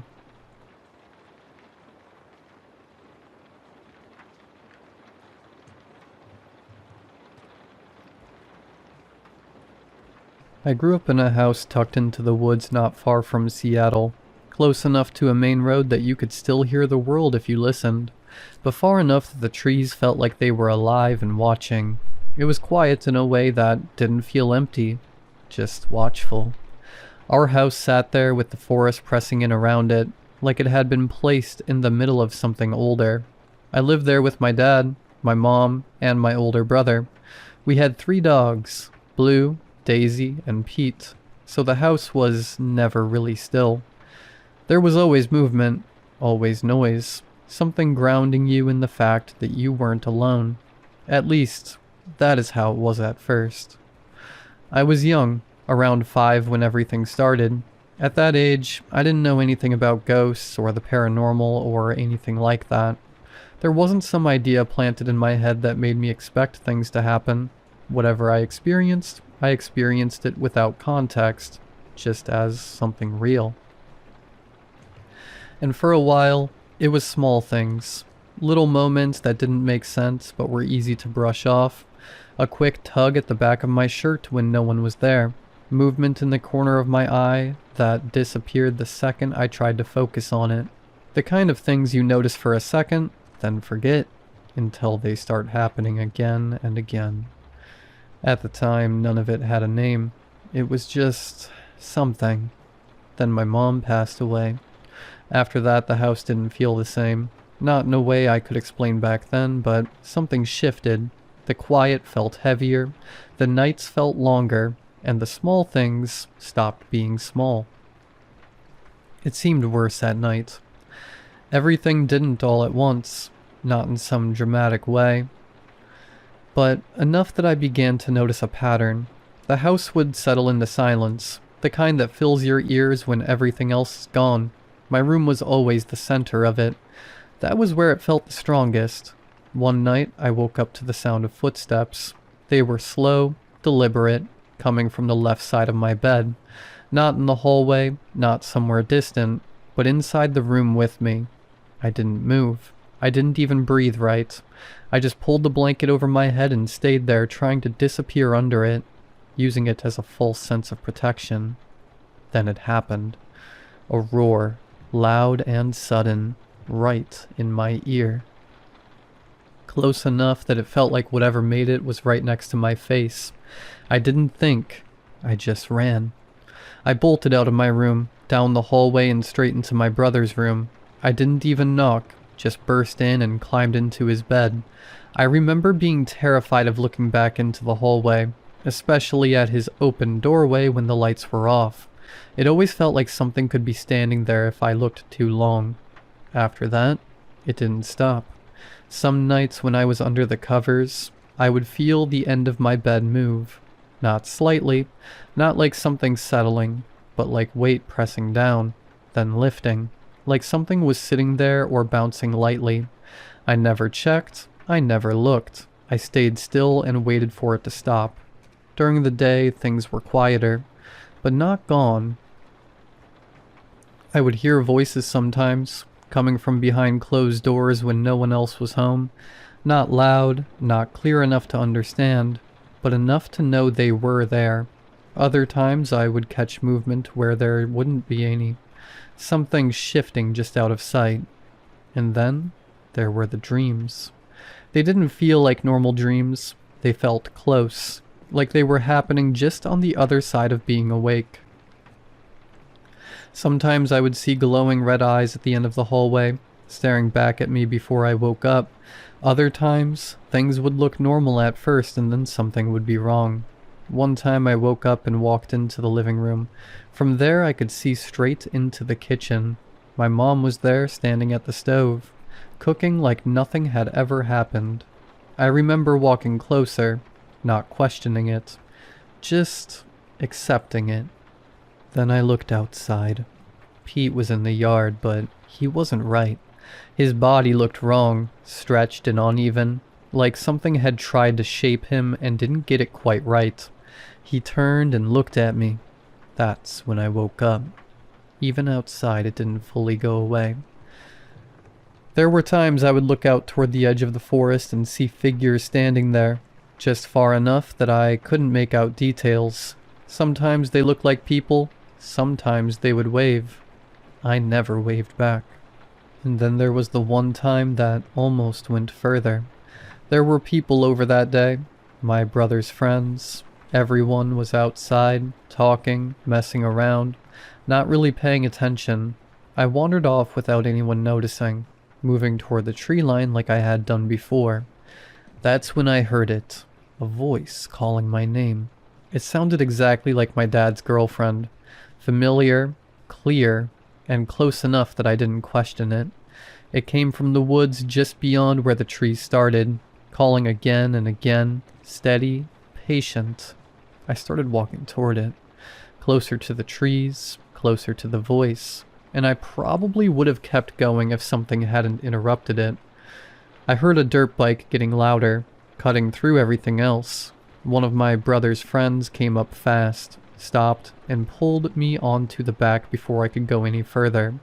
He took me back to the house. When I got there, I asked where my dad's girlfriend was. They told me she wasn't there. She had never been there. Edit. I remembered a few more things about the house I talked about before, and the more I think about it, the more certain details stand out. First, the layout. If you walked out of my room, there was a hallway. On the left side were two doors. The first was the bathroom, and the second was the washroom. On the right side was my brother's room, and then my parents' room further down. At the very end of the hallway, on the left side, was the side door that led outside. That door led directly to the area I mentioned before, where the old flower bed was. It was only about 5 feet from the door. I was told it had already been there before we moved in, and neither my brother nor I ever really questioned it at the time, but looking back, both of us had the same thought about it. We both believed it might have been a grave, not based on anything concrete, just a feeling we both had.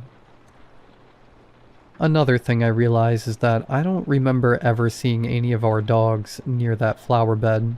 Not once. They never dug at it, never laid near it, nothing. It just kind of existed there, untouched.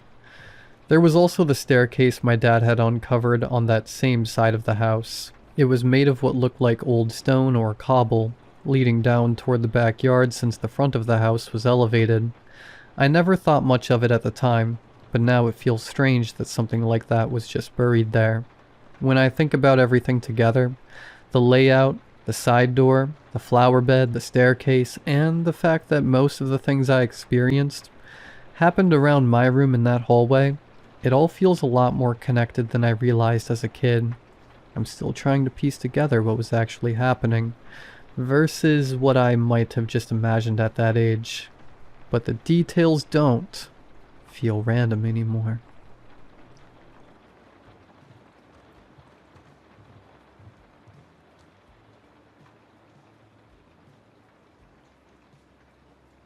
I've always wanted to make this trip. My whole life, Seattle has been my home, and I'd never ventured far before now. A coast-to-coast road trip with my husband and children had been a fantasy of mine since I first started dating the man decades ago. It slowly became clear over the years that despite his promises, the trip would never be happening. At 50, I'm finally on the road, but I never wanted it to be like this. Not under these circumstances. I am alone. It's only happening now because my son is dead. After the divorce, my children were, in my mind, old enough to choose where they wanted to live. John, my oldest, chose to stay with me.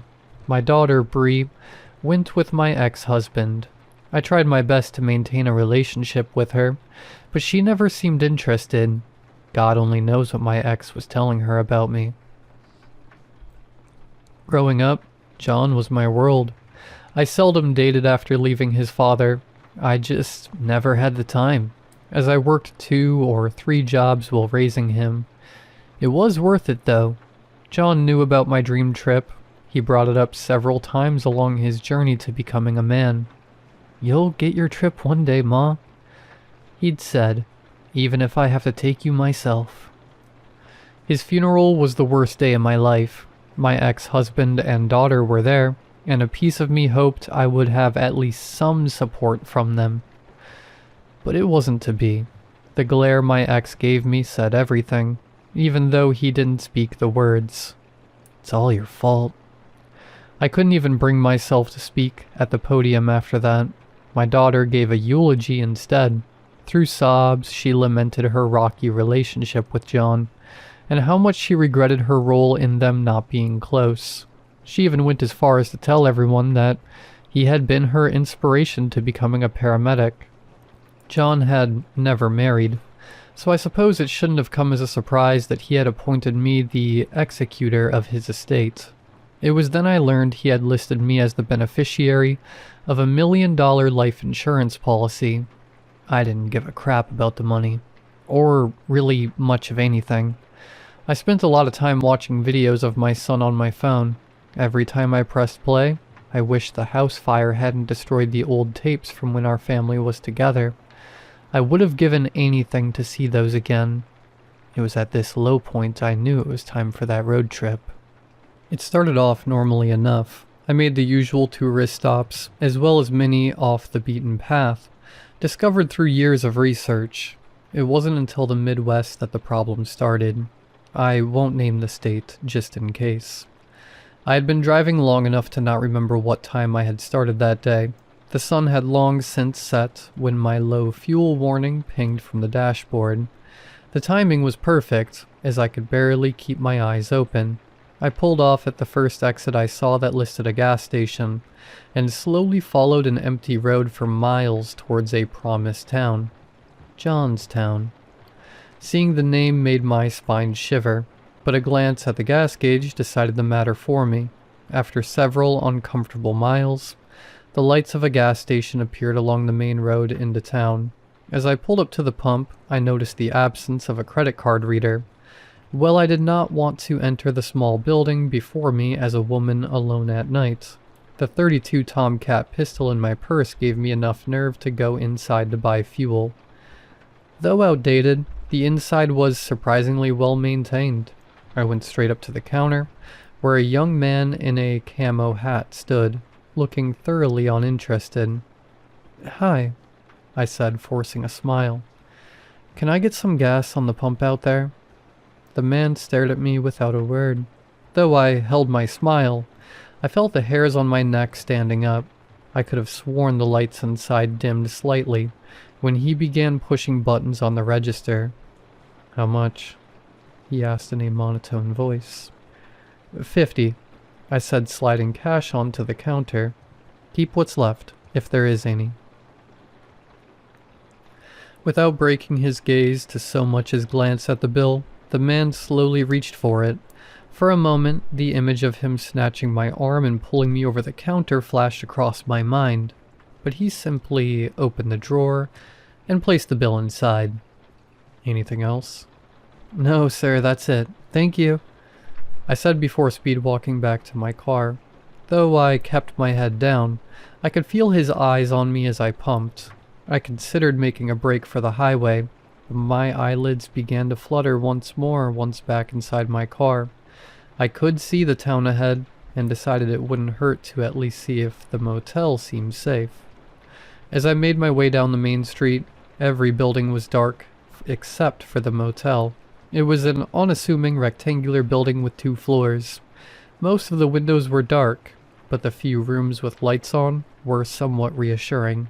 I sat in my car for a moment, the engine still running. Nothing seemed unusual as I scanned the parking lot. It seemed safe enough to walk inside. I grabbed my backpack, stepped out of my car, and paused for a moment. I couldn't help but think of how much safer I would feel if John had been with me. When I walked towards the entrance, I looked back towards the street. To my surprise, the closest building was lit. I guess I had been too tired to notice it before. The neon sign out front read True Video. A video rental store still open in 2026. Wow, guess the town's a little behind, I thought. The motel manager greeted me as I stepped inside the front entrance. To my immense relief, she seemed to be a perfectly normal lady, roughly my own age, not much more at ease. I opted to rent a room and she gave me a physical iron key. Room 211 was exactly what you might expect. Old, small, with decor not updated since 1970. What paint that was visible in spots above the dreadful floral wallpaper was a weathered yellow. A green bed sat against the back wall, facing a dresser with a TV on it. I set my backpack on the bed before turning back towards the TV. It had been years since I had seen an old tube television, and right next to it, an honest-to-God VCR. My mind went straight to 1999 when John was little. Once a week, I would take him to Blockbuster, and we would choose a film for a family movie night. I thought back to True Video across the street. The nostalgia was too enticing.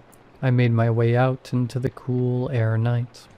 The hum of the neon signs soon broke the silence of the empty streets as I approached True Video. A bell on the door dinged as I stepped inside, but nobody approached the empty counter. I paid little attention, instead focusing on finding the family movie section. After a brief search, I held in my hands a copy of my son's favorite childhood movie, All Dogs Go to Heaven. I stared at the tape as I stood at the counter, lost in my memories. "Anything else for you tonight, ma'am?" came a familiar voice. My eyes snapped upward to see the young man from the gas station smiling at me from behind the counter. I felt a chill race throughout my body. I couldn't respond. While the young man's clothes and demeanor were entirely different, it was definitely him. This time, however, I noticed a small, circular scar on the side of his neck, as well as a name tag, Michael. My silence seemingly didn't affect the man, as he held his warm smile for several silent seconds. I regained control of my body and shook my head vigorously. "All right then," he beamed. "Your total is $537. Quickly, and with a shaking hand, I pulled a 5 and a 1 from my purse and dropped it on the counter, ignoring his outstretched hand. The man simply scooped the bills off the counter as if I hadn't been so rude, and handed me my change. "Thank you for your business, ma'am," Michael said cheerfully. Have a wonderful evening." I hurriedly left without a word, tape in hand. I didn't stop until I was safely locked back inside of my room, now wide awake. It probably took half an hour to calm down, but eventually I reasoned to myself that the men must be brothers, or maybe even cousins. It made sense with the limited employment options in a town this small. That had to be it. While still on edge, I was finally relaxed enough to push the tape into the VCR and settle myself in the bed. Of course, I was crying within the first 5 minutes of the film. It was like being brought back in time without my son there waiting for me. I cried harder as I thought of his heart attack. He wasn't even 30 yet.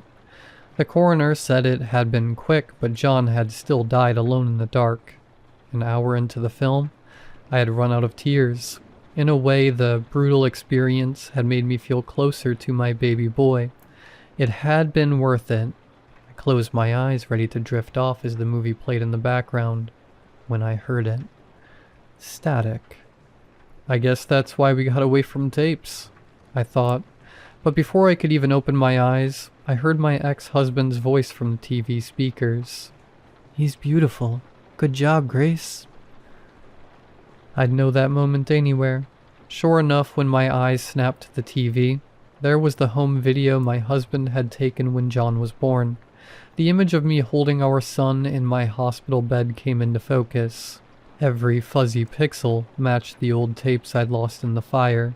As I watched myself beam on the screen, the video again cut to static.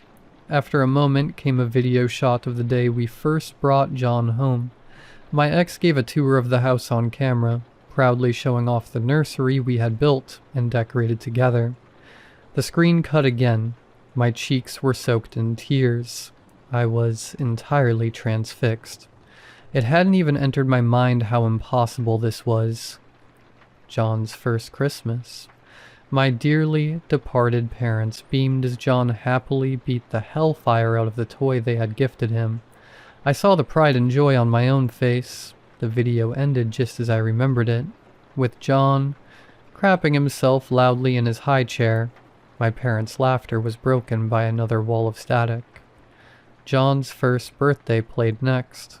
Then his first words. Well, we recorded those later in the day when he did it a second time. A video I had taken of him racing through the house in his father's cowboy boots came next. Then the day his sister Brianna was born. 3-year-old John grinned ear to ear as he held his little sister. The scene played out just as I remembered, but there was one difference. And that difference became a recurring theme. Whenever my daughter's face looked directly at the camera, the entire screen wavered and slid out of focus for a moment before returning to normal. Every video I had ever taken of the kids played in order. Every single one. Their dance party at ages 6 and 3, their first bike rides, the silly moments, each of their milestones, the blog I filmed for 7-year-old John, wherein he rambled about how the Easter Bunny must be a trained killer. I remembered how hard it was to keep a straight face during that. I moved to the edge of the bed, leaning forward as the next film started. I knew this was the final tape, but I didn't want it to end. In the video, my children were playing pirates. My son was sword fighting my daughter, and despite being a full head taller, he had been letting her get strikes in against him. John had clearly intended to lose, throwing an exaggerated lunge and leaving himself wide open, holding that pose to give Bree a chance to strike. She saw the opportunity and stabbed him in the chest with her foam sword. John died in the most over-the-top way he could, falling dramatically to the ground and announcing his defeat. Bree straddled him and paused. I thought she was making sure he was dead, or maybe even legitimately concerned. Then she brought her sword down on his face in a rage, over and over shrieking, "Die, die, die." The video ends abruptly then, as I shut the camera off to separate my kids and explain to Bree that there was no need to be so violent. The screen went black. I stared into it, barely holding myself together. This impossible, One-way conversation with the past had drained my soul. I tensed to stand up, but then the screen began a new video. One I had taken on my phone. John's 16th birthday. He sat with a scowl as I sang happy birthday to him with his friends. I grimaced. The moment was cute for me, but John had gotten a lot of flack for that video on social media. I was brought back to the moment I came to regret posting it. The screen flickered again. This time the video wasn't one I recognized. In it, my teenage kids were arguing. He held a sandwich bag of something I couldn't quite discern, and a look of utter disappointment. "Answer me," he said. "What is this? Where did you get it?" "Screw you," my daughter shouted. "You're not our dad. Give that back." "Sis, this stuff can get you arrested." "I don't care. It's my life, not yours. I don't answer to you." "I'll tell Mom if you don't tell me where you got it right now." "Go ahead," Bree shouted. "I don't care what Mom thinks. Dad won't believe either of you anyway." At this, John winced. The camera zoomed in on his face. He looked helpless. "I just don't want you to lose everything," he said quietly. "I'm not gonna, you idiot," she screamed. "You think I've never done this stuff before? I'm gonna party if I want, and you can deal with it." Before I could acknowledge the frozen brick that had fallen into my gut, the video changed again. It was the home I shared with John after the divorce. The shot came from somewhere across the street. The house was dark and nothing seemed amiss. Then an orange glow appeared in one corner of the house. The fire. And worse, a figure passed by the flames, fleeing the scene. My heart nearly fell out of my body. The fire department had suspected arson, but no concrete evidence had emerged in the investigation. At the time, my ex-husband and I had been in legal battles to increase my visitation with my daughter. Once John had told me about the drugs, I tried to get more involved in her life. My ex fought me every step of the way. The police immediately questioned him, but told me his alibi had been rock solid. I was numb, but I didn't have time to dwell on the revelation, as the next video began. John's high school graduation walk. A happy memory, out of place for this time, but one I had filmed myself. His father had chosen not to attend, but his sister had. When the final video appeared before me, John sported the same new haircut as he had the year he died. My two kids were sipping vodka at John's kitchen table. Things had been strained between them for at least a decade, but my daughter had grown up quite a lot after she moved away from my ex and his influence. It was nice to see them getting along. The two were playing a card game, with the loser having to take a sip from their glass every round. My daughter pounded down the last drops, and excused herself to refill her glass. The camera followed her to the counter. With her back to John, she filled her glass from a water bottle. The frame stopped with a smirk on her face as she did so.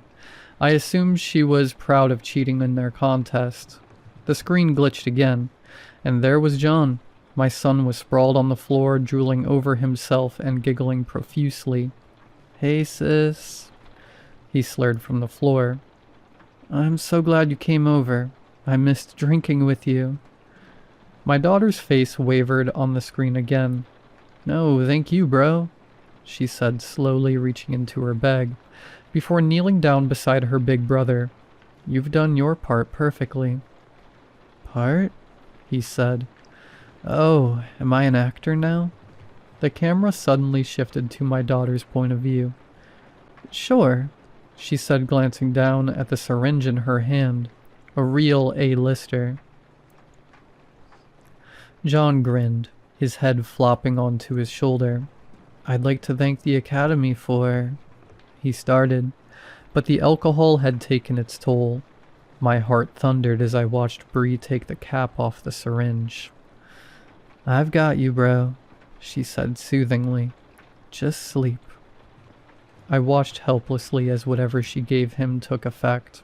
I saw my son cough, convulse, froth at the mouth, and die, reaching out to his sister for help the entire time. "That bitch'll get the money," Bree whispered after John stopped moving. I'm sure of it, but I'll figure something out. The screen abruptly went black. The VCR ejected the tape. Tears flowed freely as I came to terms with the horrors I had just seen. I sobbed in the darkness of my hotel room for several minutes. I snatched the tape from the VCR and sprinted out of the room. As I reached the bottom of the stairs, my eyes shot across the street to True Video. The storefront was entirely dark. I didn't care if they were closed. I would be getting my answers. I stormed up to the building, but stopped dead when I drew close. The windows were shattered and boarded up from the inside. The neon sign was broken and clung to charred brick by a single rusty bolt, ready to give way at any moment. When I tried the front door, it was unlocked. When I stepped inside the store, I found it completely destroyed. Half the inventory was long gone. What remained was caked in dust and ash. My eyes fell to the counter I had stood at hours earlier. On it, a small television flickered to life. Michael came into focus on the screen. Get her messages, he said. She never deleted them. She had help getting the drugs. Her boyfriend also knows she set the fire and will break under pressure. Good luck. When he finished, the TV went dark. I don't know how long I stared at it. It might have been minutes, maybe even hours. When I finally regained my senses, I went straight to the only local I could speak to. Bursting through the motel entrance, I stomped up to the counter and threw the tape down on it. What is going on in this town? I shouted at the manager. Where did that freak at True Video get this? The manager turned ghost white but said nothing. Answer me. She took a deep breath. What did you see on the tape? She asked in a voice barely above a whisper. I saw my daughter. I said as my voice cracked. I saw her murder her brother. Did Michael give that to you? Yes, I said, raising my broken voice once again. And what the hell was he doing at the gas station earlier? I want to know what sick game he's playing. I want to know right now. Please don't talk about my sons like that. The manager interrupted quietly. She sighed. Daniel and Michael are my twin boys.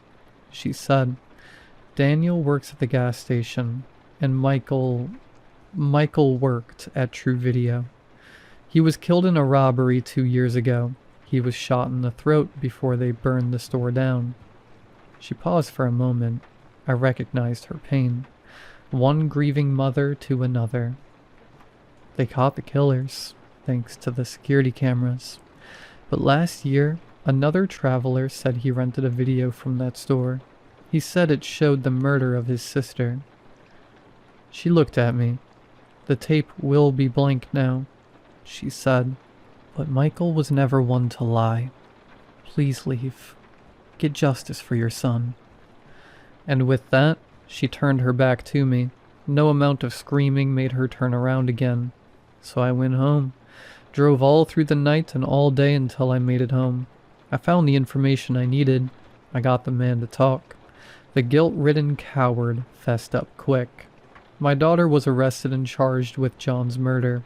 Last month, the jury convicted her and sentenced her to life in prison without parole. That same day, a VHS tape appeared on my doorstep. With shaking hands, I pressed play. My son appeared on the screen. He said nothing, but he didn't have to. He smiled gently and waved once before the video went black. My VCR whirred and opened to eject the tape, but nothing came out. But I got the message.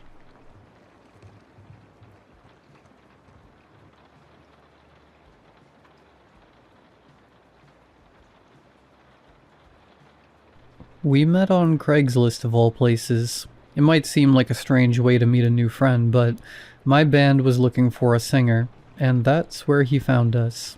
His audition was a surreal experience. He can't sing for anything, but it turns out we're into a lot of the same kinds of books. So he didn't join the band, but we hit it off in a different way. He lives in a fancy gated community on the edge of town. These days I go there once a week for a sort of two-person book club. We're working through Backer's Aspect Emperor series right now. But that's irrelevant, other than the fact that I sometimes think he likes it for the wrong reasons. And maybe that was an early warning. We almost never discuss our day jobs, or night job, in my case. I'm a guard, but he's a dentist. And he loves it. It's not that weird to love your job, right? I'm sure lots of dentists love their jobs. But the other week I got to his house, and he opened the door all smiling and said, "Got to pull some teeth today. A college girl needed 4 teeth pulled." "Okay," I said. She hated it. Even with all the laughing gas, she was squirming as all those teeth came out, and she said she was going to have nightmares. What? Never mind. How was your week? The rest of that meetup went as usual. No more talk of pulling teeth, no more talk of that poor girl. After we discussed that week's chapters, we played pool. He has a pool table in his basement, and he's almost unbelievably good at it. A week ago, I showed up for another regular hangout. My friend opened his massive front door like normal, and greeted me like normal. "What's up? Anything interesting this week?" etc. I told him about a weird gig the band had. He's never had a problem with me talking about the band, even though he didn't make the cut. As he puts it, auditioning was just some strange whim. My real passion is dentistry. And that day, oh god, did he talk about dentistry. I had asked him in return, "Anything interesting in your week?" To which he laughed. An old wrinkly grandpa needed 6 teeth pulled, and he was not happy about it. Huh? My friend laughed harder, but I was. You have to understand. In every way other than this weird teeth business, he is a good friend. Someone important to me died recently, and to be honest, I don't know if I'd still be here if it weren't for his friendship. So he tried to keep going about this old grandpa whose teeth he pulled, apparently with no laughing gas or nothing, and I just did my best to steer him toward the books. The last he said on the old grandpa was, "I think he went to hell and back. He was talking about demons and stuff, man. Demons and stuff." Right. Speaking of going to hell and back, it was finally warm enough to swim in his pool that day. He has a damn water slide. Imagine. I'll get to the point. At first it seemed like any other day. He seemed, at first, uninterested in monologuing about teeth. I told him about a date I went on. He acted genuinely interested, and gave me some legitimate good advice. We discussed a horrid chapter in the book, and spent half the discussion laughing maniacally at jokes that would take too long to explain. Eventually he got out his chessboard, and I saw that closet had so many games in it. We got through 5 tense games of chess with no issue, but halfway through the 6th game, he interrupted something I was saying to say, a middle-aged fat guy needed all his teeth pulled. Excuse me? All of them. I took out all of his teeth. I tried to let that slide. The 6th chess game kept going, almost like nothing happened. My friend muttered something about a fairy and the devil, and it was frustrating how easily he beat me. He threw me off balance with all that teeth business, but he didn't gloat. He is never a sore winner. He simply said, "I'll be back," which is what he always says when the bathroom's about to smell, and I'll have to wait a bit. However, while I waited, I couldn't sit still. When he had opened his board game closet to get the chessboard, I saw he had a lot of different games. I was curious, is all. I opened the same closet. I thought it was the same one. You know those butterfly things that some people have on their walls? The hanging frames with all the dead butterflies inside them? This closet had dozens of the things, and each contained, instead of butterflies, dozens of human teeth. Was this where he keeps them? It was hundreds of teeth in total. I vomited in my mouth.